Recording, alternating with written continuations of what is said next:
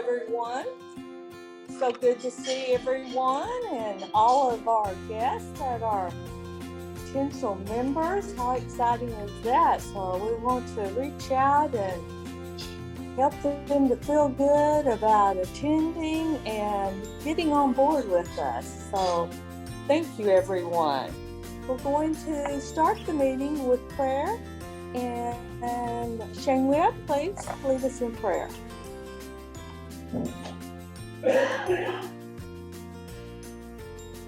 I invite y'all to join me in prayer on this beautiful day. Loving God, we thank you for the beauty of the earth that you have given to us. Lord, I am thankful for this club and these guests and visitors that we have with us today. Lord, help us be mindful of those that are struggling with cancer, and especially, Lord, we ask that you would help the Gray Matters movement so that we can continue to improve the health of others, especially those who serve us so well. And God, on this day, we ask your blessing upon us as we eat and fellowship and learn together. And God, may all of this sustain us as we go forward to serve this community. I pray in Jesus Christ. Amen.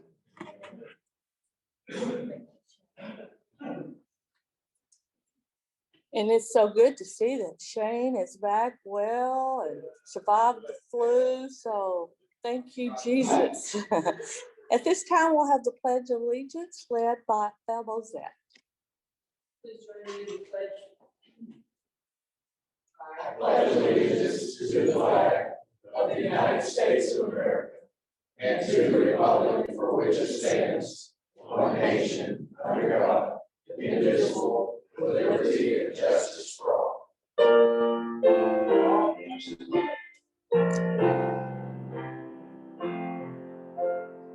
God bless America.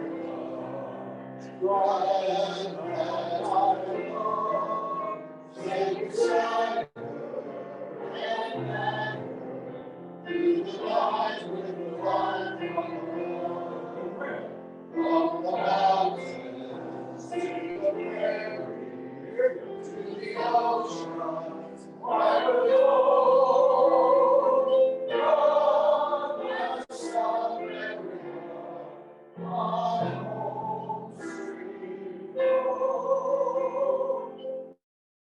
God bless America, my home sweet home.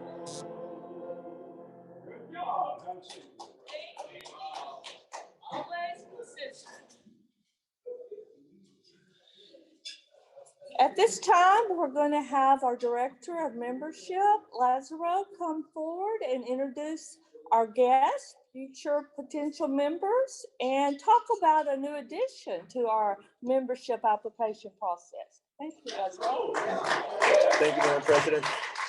Thank you, everybody, for being here, and we want to welcome everybody that is coming here, either be the first time or as a returning guest. And I know Ryan's going to introduce our speakers, Larry Lane at the front and Donna Arellano. So we'll wait for that, but we also have a couple other guests. I'll start at our table where we have Christina Garcia. Christina, if you want to stand up, she's from Erickson Dental, right down the street, and she's going to be a new member as well. So we're excited that she's going to be joining us. We also have Terry Oliver from Irving Cares, who also turned in her application last week, and she's also going to be a new member. So welcome. And here in the center table, we have Sydney Centers, and Sydney also is going to be a new member. So welcome. We have a couple other guests here. Janelle is a guest of past President Robert also. Welcome. And then we also have, I believe, Josh Connors there, right?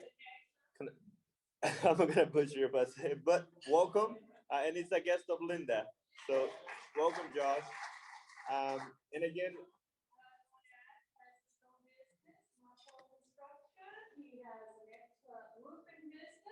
has some construction on the side. His father was the agent of the agency I now have. So I know him personally. He is dependable. Welcome, welcome. There you go. Professional speaker. And some of you guys, if you haven't had a chance to grab one of those QR codes, if you could do me a favor, I just want to show you guys something that Jordan actually put together for us to make the whole process of inviting a new prospective member to the club, but also a new way to just have everything in one place that allows us to share the story and then just make it very convenient for the whole process of inviting new people, but also sharing what we do with people that we meet. So this QR code, if you scan it, if you take your phone, if you take your cell phone out and then you open your camera and yeah, everybody, let's do it right now because I want. And it takes just a second. I want everybody to see what's there so that way everybody has a visual of it. And then next time we were talking to a prospective member or just want to share the message about Rotary, you are able to then know what's in the application. Yeah.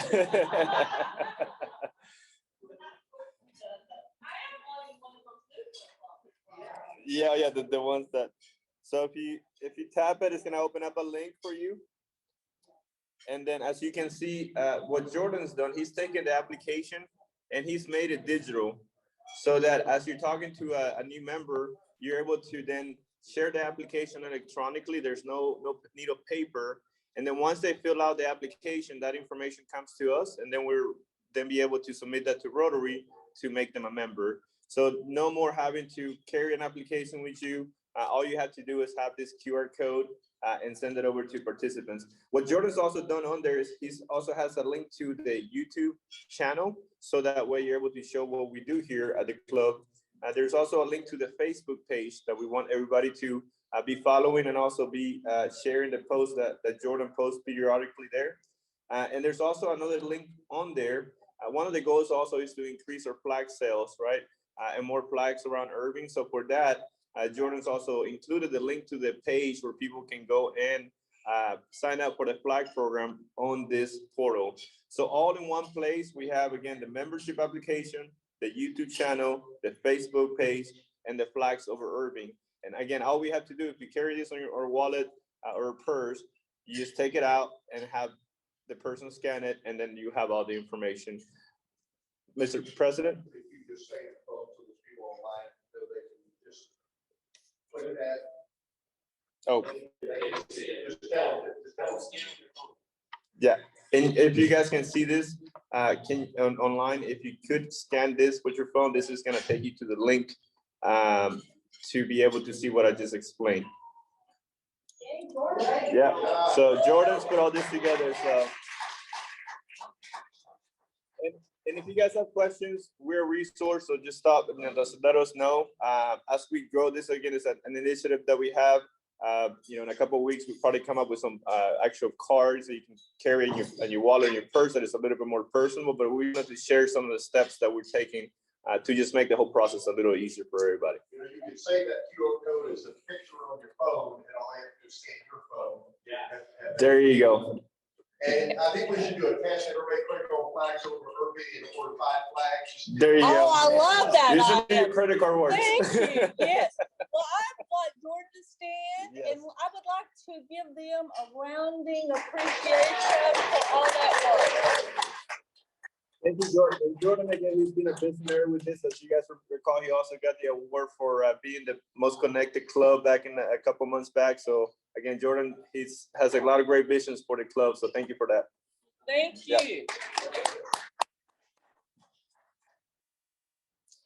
This time, I'm going to highlight a member, past president, and she's going to also update us on a huge project she's helping organize and coordinate with our anniversary celebration next year. So at this time, Patty, please come forward.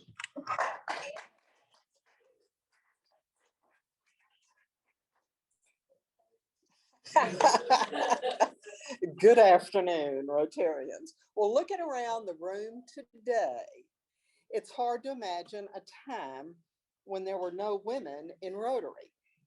Until about 1987, after several court cases and ultimately the U.S. Supreme Court, women could serve as Rotary ands, but if their husbands were in Rotary, but they couldn't be full-fledged Rotarians. Don Schiller, who was one of the early members of the Las Colinas Club that met on Tuesdays, was a friend and colleague, and he proposed me for membership. It was the spring of 1988. Some of you were not born then, I suspect. And there was one other woman Rotarian in Rotary, Beverly Thackerson. She was a local businesswoman. Well, now the Thursday Club, which is really this club, was a little slower to accept women. It was another 2 or 3 years before they changed their bylaws and approved a woman for a member. But they were very wise at what they did. Their first member was the late Louise Whitmer, and she was editor of what we then had, the Irving News, or the Irving Daily News. So it was kind of a wise move to make the newspaper editor your first woman member. Well, I remember there was a little awkwardness at first. Some members actually resigned because women were in Rotary. And I remember making up at the Irving Club, and I was the only woman in the room who wasn't serving the meal. And I mean, think about it. And the different members would come up to me and say, "Oh, are you here to present the program today?" I said, "No, I'm here as a Rotary member. I'm making up for the Tuesday Club." So, but all in all, it was a positive experience, and I got involved immediately with the club, and I was honored to serve several positions before becoming club president in 93, 94. And in fact, I was the first woman president of an Irving club, Irving Rotary Club. And our own Max Duplant is the first woman district governor from an Irving club. We had 2 other gentlemen from this club, but Max is the first woman. Well, Rotary has always meant community service to me. I was proud of our club when for many years, the Las Colinas Christmas Classic race at Williams Square was held every December. Now, this was a lot of work, and I can tell you, I really appreciate, Laz, what you do with all these races, because I know, and those of us who were around at that time, Robert, I know you were, and Rick Lindsay and many others, it was a challenge. But through the race, the club raised money that allowed us to give significant funds to the New Tomorrow's Women's Shelter, Irving Cares, the Schools Foundation, Crossroads Interfaith Housing, Hospital Foundation, and many other organizations in the community. This club has a rich heritage, and I look forward to many successful years of service ahead. And by the way, there are now more than 270,000 women in Rotary International. That's about 23%. That's about 23% of the members worldwide. And on July 1st of 2022, Canadian Jennifer E. Jones will become the first Rotary International woman president. So I say, get to know Rotary and get involved. Thank you.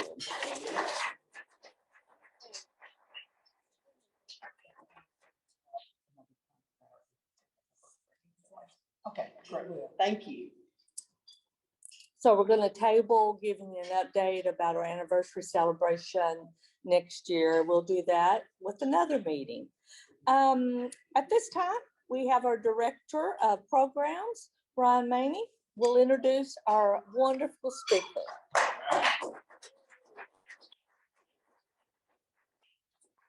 Thank you so much, Madam President. Appreciate it. Thank you, Rotarians. Thanks for the slow clap, Shane. Appreciate it. Hello to everybody virtually.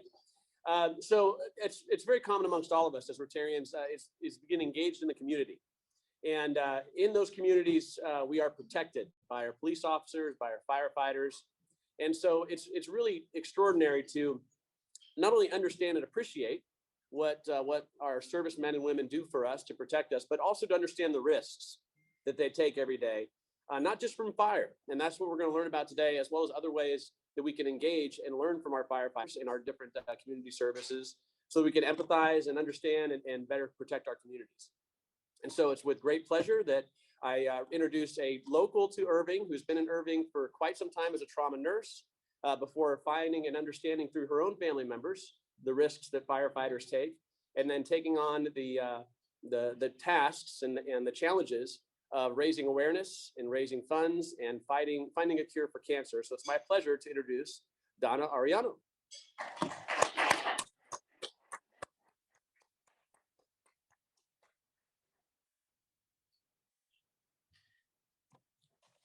Well, thank you for the invitation to speak with you. Have any of you been attended any of the Citizens Fire Academy classes that the fire department brings, besides Larry and me? Yeah. Well, the fire department has classes for the citizens, and they also have, the police also has classes for the citizens, the Citizens Police Academy. But in the Fire Academy, we learned, we wore gear like the fire department did, and we did learn how to work a hose, did extrication of a car. I have the hood of a car on my fence, his fence art, because I cut it off. I wanted a trophy. Yeah, it's a great experience to learn about what the fire department does. But what you don't know is what they actually do on a fire scene. And so I have a video that we'll watch, and then I'll do some explanation after that.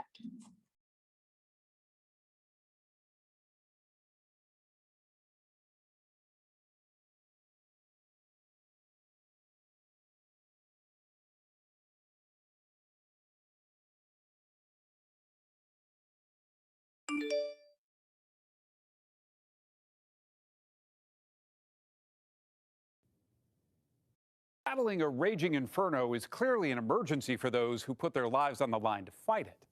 But even after the flames are out, a danger lingers that is proving just as deadly. Our cover story is reported by Tony DeCopel of CBS This Morning. It's one of the world's most dangerous jobs. Firefighters put their lives on the line every day to save the lives of others. Firefighters like Mike Palumbo. And that I will faithfully discharge the duties of fire captain. He was drawn to service, I think. He was very passionate about giving back to the community that gave him the opportunity to have that career. During Mike's more than 2 decades of service, his wife Chrissy and their 5 kids couldn't help worry about the job's more obvious dangers. But a few years ago, far from any smoke or fire, something else caught up with Mike while hiking near the family's home in Beechwood, Ohio. I knew as soon as we got there something was wrong, and I tried to convince him just to get back in the car. He was like, no, I'm fine, I'm fine. And we got down the ravine. He literally walked into a tree, and I just panicked. Chrissy rushed Mike to the hospital where they learned he had stage 4 brain cancer. What do you do when you get that kind of news? I literally crawled into bed with him and just prayed into his ear. I had my kids brought in because I didn't know if they'd ever see him again. Prior to that, was he ever sick? I mean, did you No, ever see he him was injured? healthy. He was so healthy. It's just so mind-boggling that you have this young, healthy, strong, happy guy, and then in a snap of a finger, your life is turned upside down. For Mike's family, his diagnosis was a shock. But in fact, it's part of an alarming national trend that's caught the attention of researchers like Dr. Jeffrey Burgess at the University of Arizona.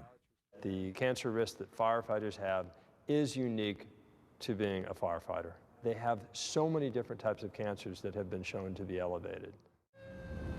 He says the biggest danger to firefighters today has changed, from the fires they fight to the smoke those fires produce. Since 2002, almost 2 out of every 3 firefighters who died in the line of duty died of cancer, according to the International Association of Firefighters. We have about 13 members right now who are battling various stages of cancer, active members, and we have a number of retirees in that fight. Joseph Finn is chief of the Boston Fire Department. So this is the memorial wall? All the black and whites are members who've passed away from an occupational cancer. Since 1990, Finn says cancer has killed more than 200 of his colleagues. How does that compare to the number of firefighters who die in the fire itself? Certainly outnumbers it at least 10, 20, 30 to 1. Johnny Fiscal, I went to high school with him. He's a great running back. That's a change from the past, Finn says, and scientists believe it may be linked to another change in modern building materials. Everything you buy today is laced with plastic. So once they decompose and they combust, they're going to give off all these toxins and carcinogens that are really deadly to firefighters. According to the CDC, that includes formaldehyde, asbestos, and arsenic. That face that is usually covered by her phone has finally made an appearance. That face wouldn't be doing that. And adding to the risk is an age-old tradition in firefighting, a celebration of soot as a sign of good work. What did it mean to be dirty back then? There was a badge of honor. The dirtier you were, it looked like more work you've done. You were the guy who got the job done. And now, as if surviving the flames and then fighting cancer weren't enough, some firefighters are facing another, even more stunning challenge from the very cities they're protecting. Buddy. 37-year-old Patrick Mahoney is a firefighter in Baytown, Texas, a city full of refineries and chemical plants, where taking on an inferno like this one in April is all in a day's work. In 2017, after 15 years of service in Baytown, Mahoney discovered a bulge on his neck, thyroid cancer. And we already had, at that point, 1 or 2 guys in my department that had cancer. And these were all people who were not smokers, did not use chewing tobacco. They were healthy people. When I was diagnosed, I definitely felt that it was job-related. It's impossible to ever be sure what caused a particular case of cancer. But Texas is one of 38 states with so-called presumptive laws, meaning if an active duty or recently retired firefighter is diagnosed with certain types of cancer, it's presumed he or she got it on the job and is entitled to workers' compensation benefits like lost salary and medical coverage. But for many firefighters, those benefits are still out of reach. My city's workers' comp carrier initially flat out said, we don't cover cancer. Mahoney appealed his case and won twice. But then the city of Baytown sued him to get the decision reversed. To be sued like this after they denied it is a betrayal. It makes me sometimes just want to go work at a coffee shop because I feel like they don't care. At issue, according to Baytown, is whether Mahoney's thyroid cancer should be covered under Texas law. Baytown has been seeking judicial clarification, the city explained in a statement, adding that paying each claim could cost the city between $600,000 and $2 million.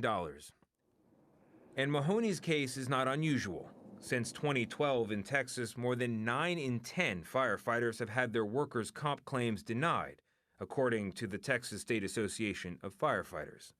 I just want to let you guys know that I love you, that I am ready for this fight. And it's the same back in Ohio, where Mike Palumbo worked his entire career. Like any other person who gets sick or injured on the job, the benefits should be there to take care of their health and to replace their income. It's that simple. Somebody breaks a leg at work, it's covered. In 2017, Mike and his family had helped pass the Palumbo Act. It just means something to me on so many different levels. Tonight, a handful of Ohio firefighters, including one from Beechwood, celebrating a victory for their health. A law that presumes that firefighters will receive benefits if they get certain types of cancer on the job. Firefighters want to help, and now they'll have the help. It truly means a lot to me. Yet when Mike himself was too weak from the cancer treatments to work, his claim was denied. All right, are you ready? Okay, you have to wake up though. Tell them. He was only 2 months shy of official retirement when he had to turn in his badge.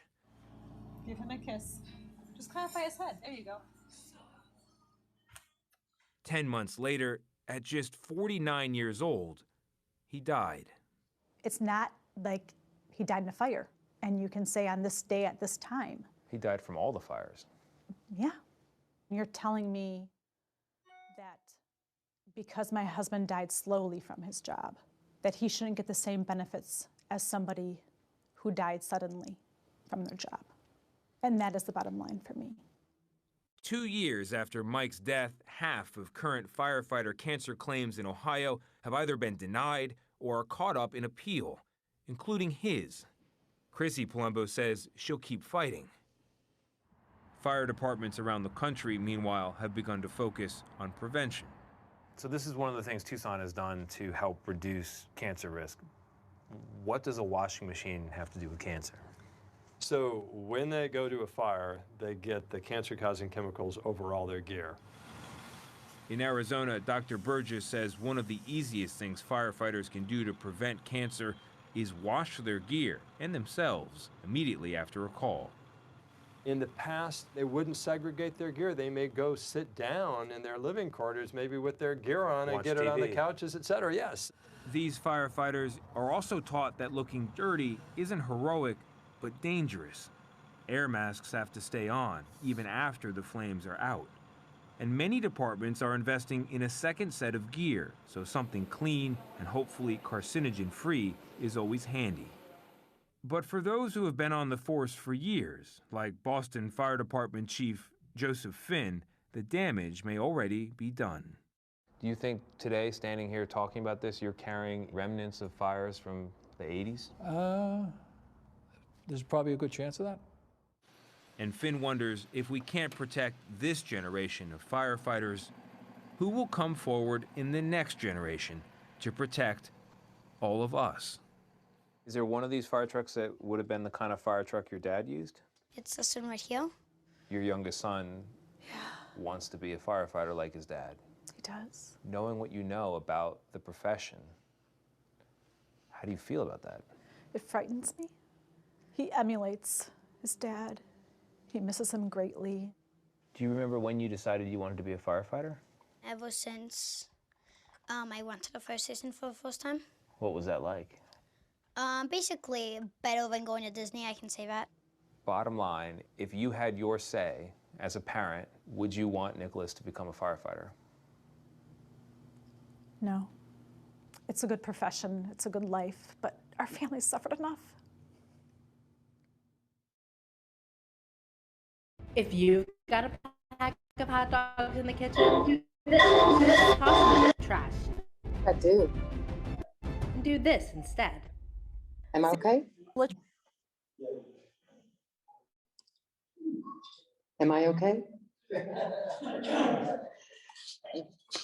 Yeah, people don't realize that firefighters are exposed to like 84,000 different carcinogens. You know, the plastics, the glues, your carpet, you know, everything in your house now is disposable if you think about it. You know, the paint, you know, and they're highly, testicular cancer is like the #1 that they can get. And multiple myeloma. Baylor Scott and White over in Dallas has a number of firefighters in a clinical study right now for multiple myeloma to see how it is. And UT Southwestern has firefighters that have signed up for a program there to study cancer. So we're very fortunate with these educational universities that they're seeing that the firefighters may be a way to find a cure to cancer. You know, they get skin cancer. That's why you see their hoods and they're supposed to keep them, you know, tight and all. But there's only 4 chemos that will cross the blood-brain barrier. So yes, they may have resolved or be in remission for this cancer, but later in years have some mental deficits and the brain has, you know, cancer has gone to the brain and all. So I have daughter-in-law whose dad died. He was a fire chief over in San Luis Obispo, California, and he had lung cancer and passed away. And her husband is a firefighter, and my grandson's a firefighter. And I have another grandson that wants to be a firefighter. And so, you know, this is very close to my heart, you know. Has a Gray Matters to Firefighters, we're here for awareness and education because we don't believe the community sees all this. And so that's why we're out here today, is for, you know, for awareness. Like I said, you know about the blocker program, you know about the ISO 1 that helps you with your homeowner's insurance because they get out there, quick response and all. But you don't ever hear about the bad things that can happen, you know. We've had firefighters reach out to us from other areas. We're not exclusive to Irving or Dallas County. Abilene had a firefighter that needed a stem cell transplant, and he had to come to Big Baylor, and he had to be 30 minutes from the facility for 3 months, and we were able to get him housing. We're trying to find resources. It's not just brain cancer, it's cancer, you know, and a firefighter's a firefighter. It doesn't matter if they're volunteer or, you know, in a metroplex, they're still a firefighter. So what else can I say?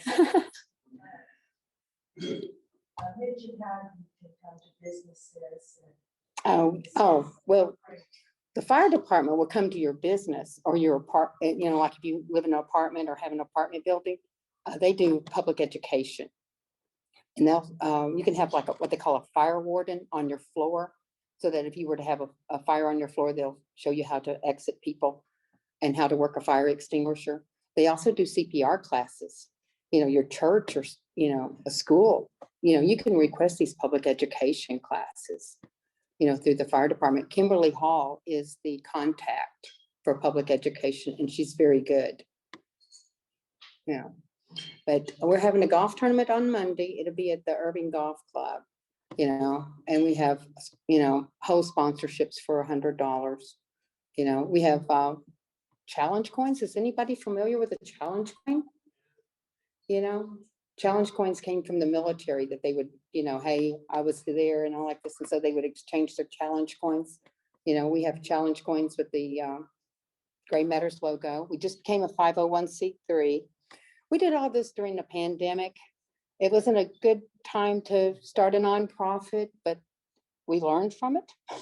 You know, we're in the process of having our logo trademarked. Yeah. So we're like a starter one. We're getting a fresh start without, you know, with the pandemic and all. So any questions? Sorry, I didn't have my PowerPoint because I have a virus on my phone, on my computer. Okay.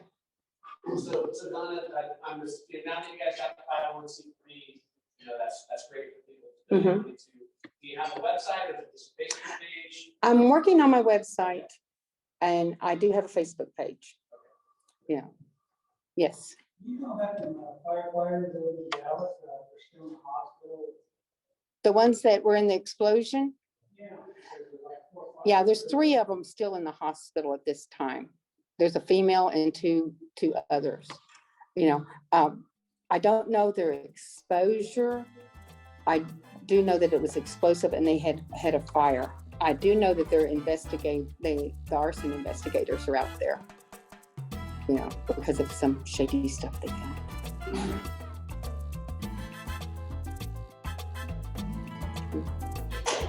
And I'm sorry, I'm not a public speaker. I'll do better next time.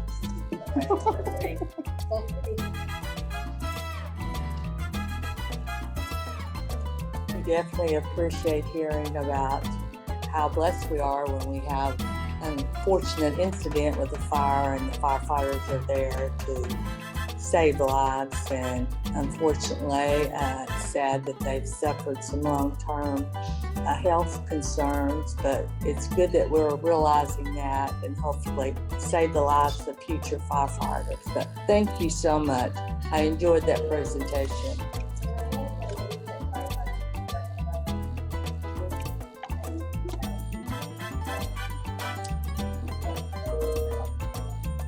Excellent.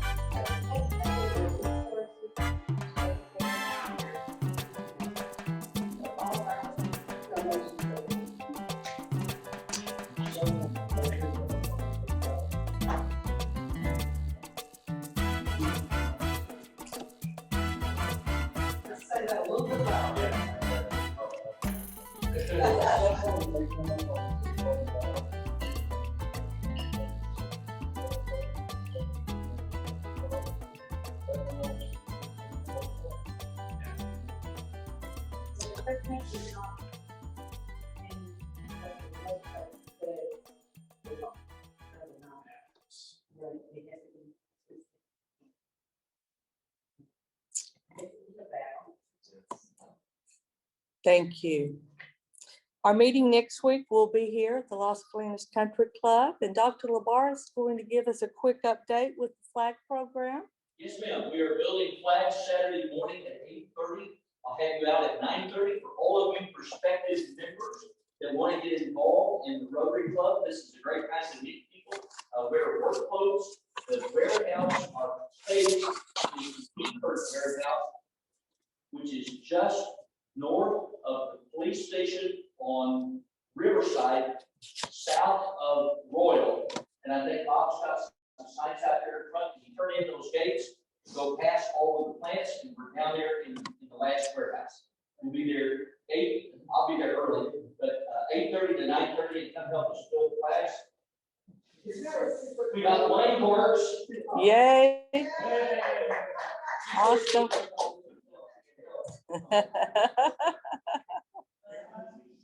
Thank you so much. Yes. Mentioned that the polls where we're not going to benefit the court since that they're too. They don't go all the way down to the zip line. The best thing to cut with is a PVC cutter. So if anyone has a PVC cutter, bring it.